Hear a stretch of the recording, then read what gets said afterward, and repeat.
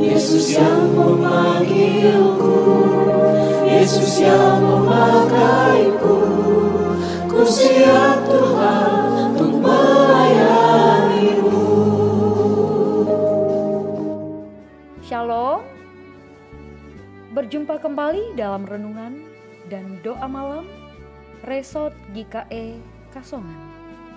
Bersama saya Pendeta Miensi. Pelayanan di Resort GKE Pendahara. Kita akan bersama-sama merenungkan firman Tuhan sesuai dengan Almanak Gereja Kalimantan Evangelis, terdapat dalam Kolose pasal 4 ayat 2 sampai ayat 18. Mari silahkan Bapak Ibu, Saudara-saudari jemaat Tuhan dimanapun berada, untuk membaca bagian dari kebenaran firman Tuhan yang selalu menguatkan kita bersama pada saat ini. Bapak Ibu, Saudara-saudari yang selalu dikasihi oleh Tuhan Yesus Kristus, sebelum kita bersama merenungkan firman Tuhan, mari kita berdoa. Ya Allah, firman yang hidup, kami ingin mendengarkan sabda-Mu yang penuh kuasa. Tuhan memberkati kami melalui Roh-Mu yang kudus, agar kami dapat mengerti akan firman-Mu. Memberikan kami hikmat, agar mampu menerapkannya dalam kehidupan kami. Amin. Bapak Ibu jemaat yang dikasihi di dalam nama Tuhan kita Yesus Kristus, berteduh dalam doa adalah nasihat penutup Rasul Paulus dalam suratnya kepada jemaat di Kolose. Bertekun dan berjaga-jaga di dalam doa, dalam pengharapan Paulus bahwa semua anggota tubuh Kristus membentuk suatu jalinan kebersamaan. Setiap pelayan Tuhan terungkap jelas dalam bagian terakhir surat ini. Bertekun dan berjaga-jaga di dalam doa sambil mengucap syukur dan berdoa untuk pemberitaan Injil. Hiduplah dengan penuh hikmat terhadap orang-orang di luar sana. Bahkan kita selalu pergunakan waktu yang ada karena kebenaran firman Tuhan saat ini. Melakukan pekerjaan besar seperti melayani kerajaan Allah di dunia ini tidak mungkin dilakukan secara sendiri-sendiri. Kita butuh orang lain untuk bisa bersama melayani. Bahkan Rasul Paulus pun tidak sendirian melayani jemaat di Kolose.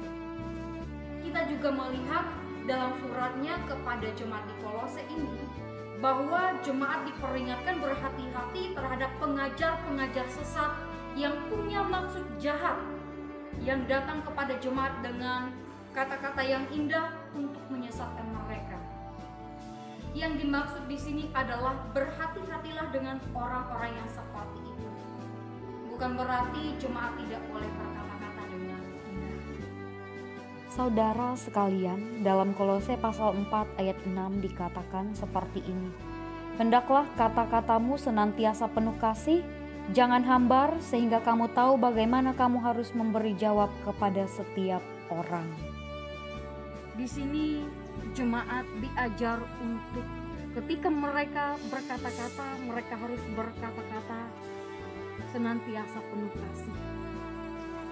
Bahkan mereka harus berkata-kata sedemikian rupa sehingga orang yang mendengarkannya diberkati.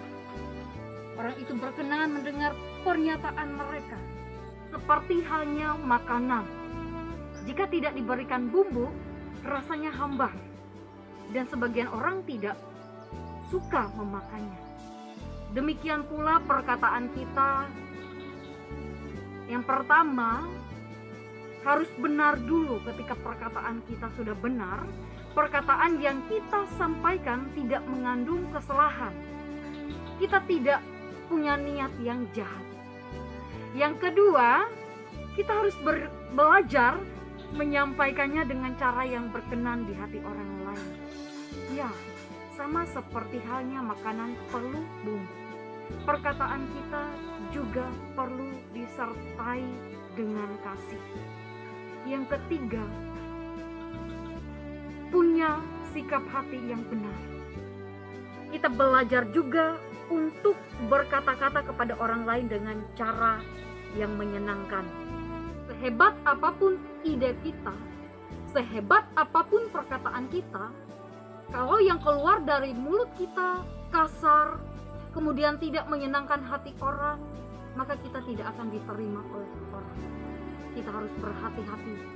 Kita belajar untuk menyampaikan sesuatu kepada orang lain dengan cara yang baik. Nah, maksudnya Bapak Ibu Jemaat Tuhan, kita belajar menjadi pengarang.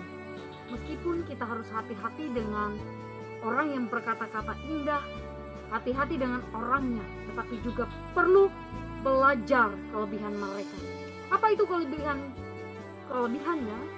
Berkata-kata dengan baik.